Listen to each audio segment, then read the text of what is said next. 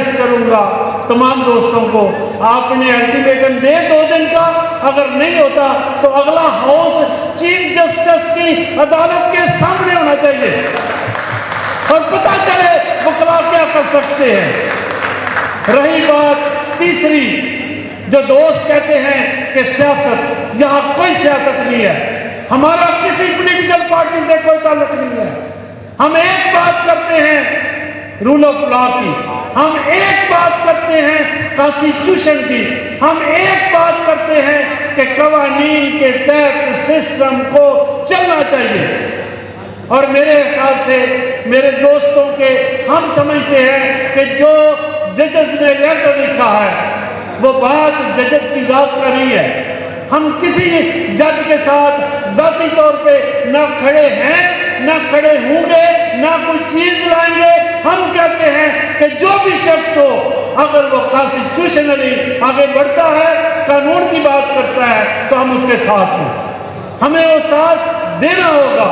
اور اس لیے نہیں ہے کہ ان ججز کا کوئی پولیٹیکل پارٹی ہے، وہ کسی پولیٹیکل پارٹی کے ساتھ ہے، ایسا نہیں ہے۔ یہ بات سمجھ لے۔ پاکستان بار کونسل سے ہم نے 6 لوگوں نے پٹیشن فائل کی ہے۔ کس لیے؟ ایس ایم صاحب نے یہ بات کی تھی، ہاں میں نے کہا تھا کہ فل کورٹ ریزالو کریں گے، یہ بات درست ہے، اور وہاں یہ بات ریزالو ہوئی تھی کہ ٹھیک ہے، لیکن اس کو جیسے بھی کیا امٹیریل، لیکن یہ ہمارا یہی موقف ہے کہ فل کورٹ ہوگی، فل کورٹ ڈیسائیڈ کرے گی، اور یہ میٹر طے ہونا چاہیے کہ کوئی ایجنسی کے لوگ اس سسٹم کو کیسے انکروچ کر رہے ہیں، اور یہ رکنا چاہیے، یہ بات ہمیشہ کے لیے رکنی چاہیے۔ یہ ایک جج کے لیے نہیں ہے، میرے پورے جوڈیشل سسٹم کے لیے، اور میرے اس کالے کوٹ کی جو ایک پاداش ہے جس کی بیس پہ ہم کام کر رہے ہیں، اگر یہ ایسا ہوگا تو پھر یہ کم از کم اس کالے کوٹ کو آگے بڑھنا ہوگا، اس کو روکنا ہوگا، اس کے لیے اس تحریک کا آغاز کرنا ہوگا۔ ہم کلیکٹیولی چلیں گے، اس تحریک کا آغاز کریں گے، ہم نہیں ہونے دیں گے کہ کوئی ایجنسی کسی چیف جسٹس کا ایک عام آدمی کی بھی گفتگو ریکارڈ کرے۔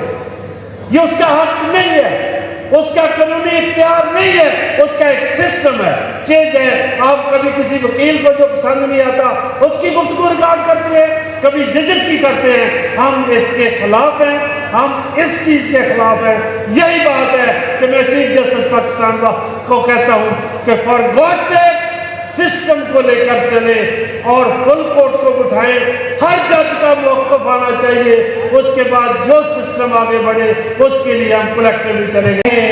لاہور بار پہ ایشو نہیں ہے، یہ ہمارے ہر کالا کوٹ پہننے والا کا ایشو ہے کہ یہ جو تقسیم کی جا رہی ہے، اس تقسیم کو دیکھنا پڑے گا اس کے پیچھے کون ہے۔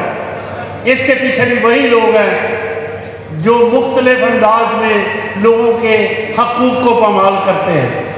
اس کے بعد ہم تمام، ہمارا گروپ، ہم تمام وکلاء یکجا ہیں، کسی کو ہم اس طرح ڈویژن نہیں کرنے دیں گے۔